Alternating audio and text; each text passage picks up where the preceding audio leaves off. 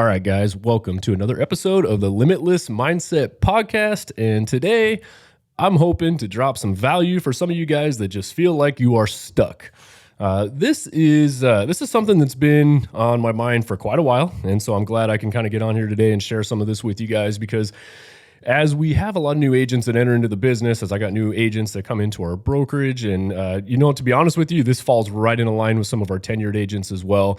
I see these patterns, right? I sit back and I pay attention, and as kind of leadership from the top side, and as somebody who's been in the business for a while, I always look for these little patterns in people to kind of see where they fall off, right? You always have that that thing, right, where somebody gets licensed, they're a new agent, and this can really go for any industry, right? Maybe you're insurance, maybe you're in finance, maybe you're in some kind of construction job, engineering job, doesn't matter, right? You get your license, you get hired onto that job, you're super excited to go out and start kicking ass at that job.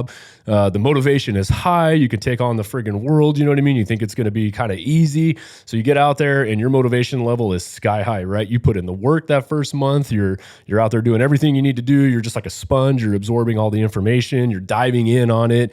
And then man, before you know it, day 30, day 60, right? You're not seeing the exact results you had hoped for. You're not seeing success that maybe others around you have that have been in the business for a while. And before you know it, that motivation tapers off a little bit. Maybe instead of being excited 7 days a week, you're only excited a couple days a week now. Maybe the things that you used to do every single day when you first got into that business and your motivation was high, you kind of throttled off a little bit from doing. And then before you know it, 2, 3, 4, 5 months into it, you are kind of just throttled out, right? You're checked out. The results aren't where they are. Maybe you're thinking about, hey, this isn't for me. I need to quit. I need to do something else.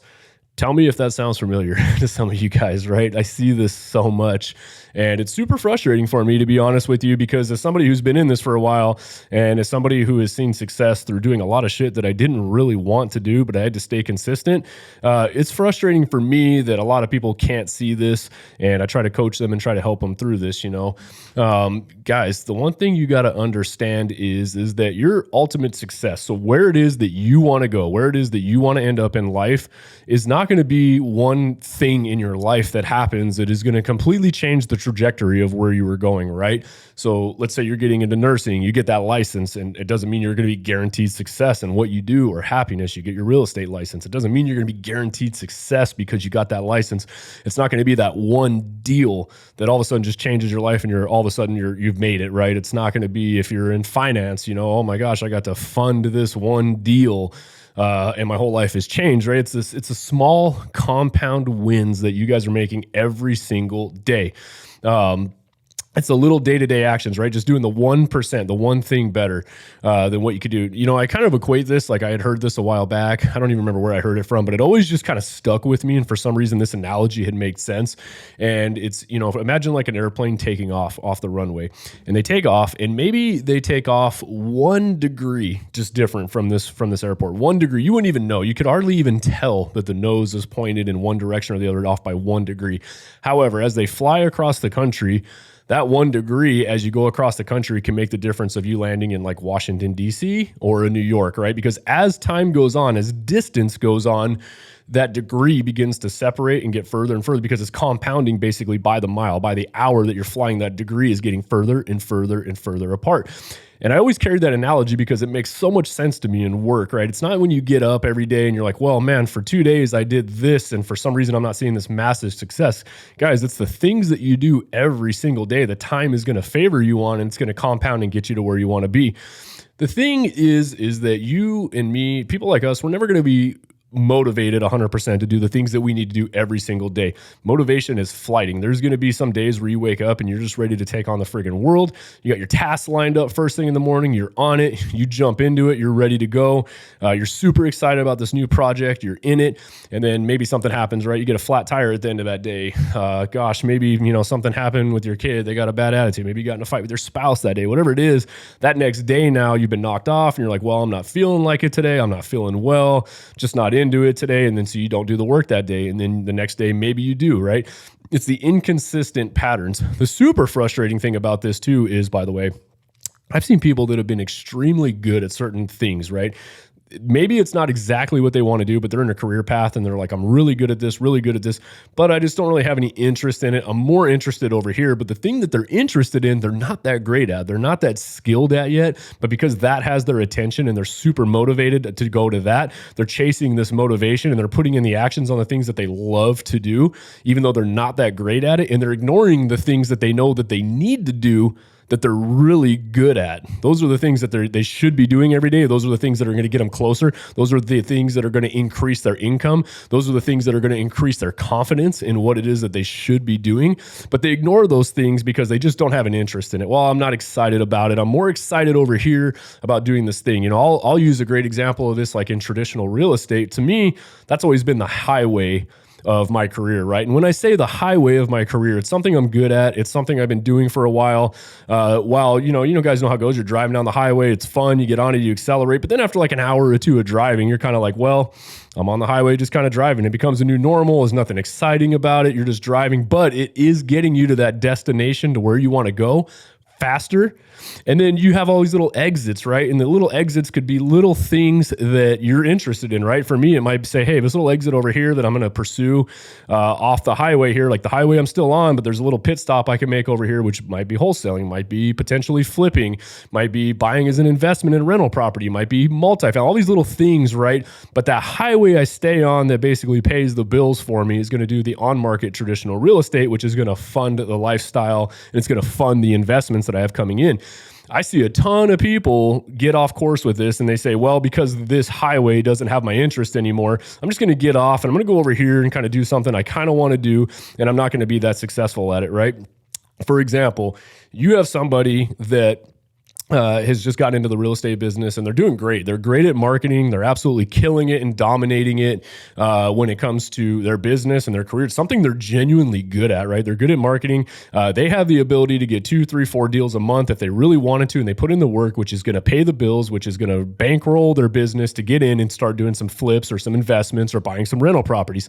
However, because they're not super interested in it, they prematurely say, well, I think I'm just going to go over here and flip some properties, right? I'm going to get in here. I'm going to go buy this one property and I'm going to go flip it. And then, by the way, because I don't really have enough funds to pay somebody to go in and renovate that property, I'm going to go ahead and take time off of my quote unquote traditional real estate business. And I'm going to do all the time doing the manual labor in this flip, basically. I'm going to be in there, and what really should take about a month to get in and out of this particular property, I'm over there doing all the work because I don't have the money to pay somebody to do it. So I'm going to do the work on it. And then because I'm doing all my time and energy and over here doing this flip property over here, now I've taken away from my business that's actually truly paying my bills and it's raising money faster than what this flip is for me. And before you know it, they end up losing some money, right? Or they end up breaking even, or maybe they only make like a couple grand on this flip before all said and done. Where had they just stayed the course and said, you know what?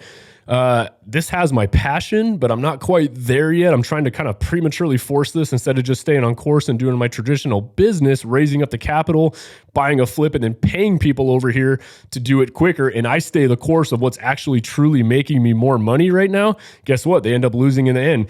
Did they get a flip property or two done? Yeah, sure. They got a flip property or two done. But if you look at their end of the month net income, like money in their pocket after all expenses, they actually lost money doing that in comparison to what they would have made taking that same time, energy, focus, doing what it is that they're good at and staying on that highway, right? And I think that this goes for any career. It doesn't matter what you guys are in. You guys could be in management. You guys could be in banking. You guys take your energy and your focus off of what is paying your bills and what is helping you get to where you want to go faster, what's helping you raise that equity, what's helping you raise those funds. And you have your eye on all these different things. You're basically trying to play the whole court instead of just saying, hey, I'm going to focus on what I'm good at. I'm going to stay in my friggin' lane. I'm going to kill it in this area. And then I'm going to use that to help fund the other avenues of interest that I have going into and build multiple streams of income. This is probably one of the most common things I see with people is they lose motivation. They get bored with something that they're doing that is primarily paying the bills for them. And they never put the time, energy, and focus to get great at that because they're always bouncing around. They have their eyes on all these different things. They're all over the place. You guys have probably heard me say the analogy before where you have like a hose, right? And it's got that nozzle on there. And you guys have all seen it where, you got the nozzle where you can twist it and it puts a super condensed, like hardcore pressure wash stream in one area. And it's very effective, right? It's the same water amount that's going through the nozzle. It doesn't matter. But because it's condensed and focused in one area, and you put that on the ground and you're trying to clean an area up, it's going to just do what you want it to do. It's going to clean the area. It's all focused. It's high pressure right there. You take that same water volume though, you twist that nozzle and you dissipate the volume over a wide area, right? So that would be like the mist setting per se, right? Well, now you can put your hand in front of it and yeah, your hand's getting wet, but it's all over the place. It's not actually going to clean anything. It's not going to move anything. All that energy, instead of being focused in on one spot and completing the job, is spread out all over the place. This could be you throughout the day where you wake up and you don't really have a set plan. You don't have your set daily tasks of all the things that you guys need to do. You're putting your energy everywhere. I think over here, I'm going to wake up and I think I'm going to go work out over here. And I think over here, I'm going to go kind of surf the web. And I think over here, I'm going to go run some errands and, maybe go do some grocery shopping. And, I think I'm going to go over here and go hop on my motorcycle and go for a ride, or maybe take my razor out or take my boat out or whatever it is you're going to go do. And I think over here, I'm going to, get back on my computer and surf and check out my phone and do social media and maybe go work out. And then you save 2 hours a day to maybe actually focus on something you're interested in possibly. And guess what? How effective was your day, right? One thing that has helped me, right, when I find myself starting to get off track and I feel busy, right? You feel busy, but you're not actually seeing the results that you want to see, is I will actually sit there and I will basically break down my day pretty much with where I want to go. And I will say for me, basically where it is I need to go, I will write down my daily tasks. I will put it on a piece of paper right here. And I'll say what did I actually get done? This is a great analogy, by the way, for some of my agents, some of my newer agents that I use, where they go out and I say, hey, you should be on the phone making at least trying to get out and attempt to contact, 50 to 100 people a day. That means outbound calls. You're trying to increase your odds of having a quality conversation with somebody is what I'm shooting for. And so they're like, yeah, I made 100 calls. And it's like, okay, cool. Well, how many actual conversations did you have? Because what's more important, right? The calls or the conversation between the two? Of course, the conversation is going to be more important. How do you get the conversation? It's the calls. But really what you're looking for is what actually did you do that day? So I have them get out a piece of paper and I say, okay, great. Track your calls, see how many you're making for the day. But really what you want to track is the outcome. That's what you want to pay attention to. How many conversations, how many quality conversations did you have that day? And it's interesting because then when you put the two side by side and you say, okay, I made 100 outbound calls, but I only have one quality conversation. Well, if you're only dialing to hit a certain number instead of dialing for a certain amount of quality conversations, your effectiveness is going to be way off. If all you're focusing on is, just got my 100 dials, you're probably going to quick dial. You're not going to probably leave a message. You're probably at some point, you might just start calling people that's probably not going to answer the phone just to hit that number you're trying to hit, instead of saying, hey, what am I actually getting done today? So, if you guys are one of these people, you guys have a hard time staying on course. You guys have a hard time staying on track. You guys have a hard time focusing, especially on the days where you're not motivated. If you're one of those people, like I like to call, that have shiny object syndrome, you're all over the place. Like, oh, I'm interested in this and this, and this week it's this I'm interested in. This week I think it's this I'm interested in. But you know what you're really good at. You know the things that you are absolutely phenomenal at, and you have a hard time staying on track with that. I would start tracking your daily progress. Literally sit down and write down how many social media posts did I make for my marketing today? How many quality conversations did I have today? How many quality follow-up calls, conversations did I have today? How many new client visits or appointments did I set or have today? How many closings or sales did I actually have today, right? Start tracking those things. Don't track your busy daily activity, but track your actual results and see what it is you're doing. And also start paying attention to the patterns, right? This is where you guys have to be honest with yourself, and you have to call yourself out on your bullshit. You have to know, hey, I'm getting off track. Like, this is where you have to look in the mirror and really have an honest conversation with yourself, because you can't say that you want to do something but not put the actions in and have it, because then you're just wishing for it. You're not actually being proactive and making sure that you're hitting those goals. This is one thing for me when forming habits, basically, is you almost have to change your identity to hit that habit. So it's one thing, for example, like if you're running, I'm going to use this as an example, right? If you're running and you say, you know what, I think today I want to try to run a mile or 2 miles. That's a goal. You're probably going to hit it if you really put your mind to it. But then what happens if your motivation changes, that you're just not motivated to get up and run? You're going to talk yourself out of it. You're going to say, well, I don't really need to. I don't like running anyways. I don't see the value in this, even though that was a goal of yours. Where now if you change your perspective and you become a runner, right? So now you look at yourself and you say, I'm a runner.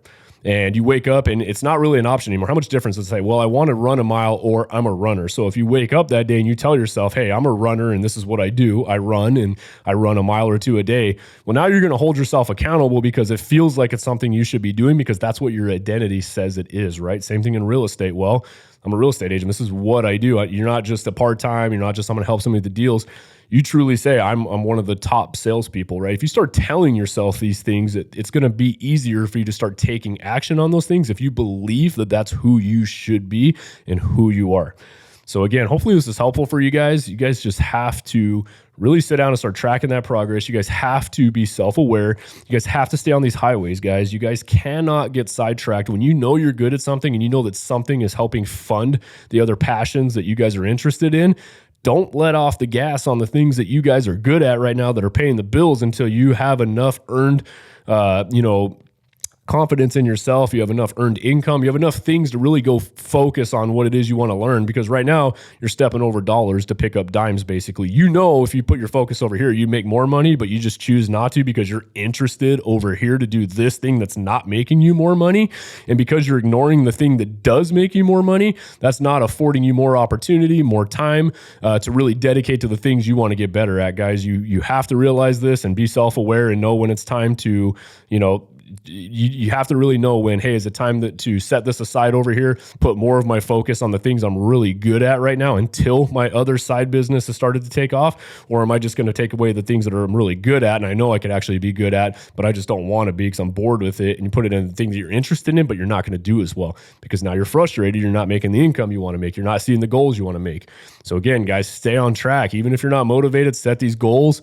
Really look at yourself, look at your identity, say, who am I? What am I good at? What do I need to focus on? It's going to be a whole lot easier to stick to those goals and attain them if you guys have that on focus. So as always, hopefully this was helpful for you guys. This is a game changer, guys. I hope you guys listen to this one. If you didn't get it, listen to it again and pay attention to it. And if you are one of those people that find yourself getting off track, if you're one of those people that, has all these goals, but you're the first person that gives up on yourself, guys, really sit down and have a hard conversation with yourself about what you can do to hold yourself accountable. And please understand, you're not going to be motivated 7 days a week. So if you're only doing the things on the days that you're motivated to hit your goals, by default, at best, you're going to be average. So as always, guys, get out there. Hopefully you guys are having a kick-ass week. Hopefully this starts you guys off. And again, this week, guys, sit down and start writing down the outcomes. Don't write down the actions that you guys are taking, but actually write down the outcomes, the results that you guys are seeing, and don't quit until you're getting the results, not just the number that you're shooting for. As always, guys, get out there, crush it.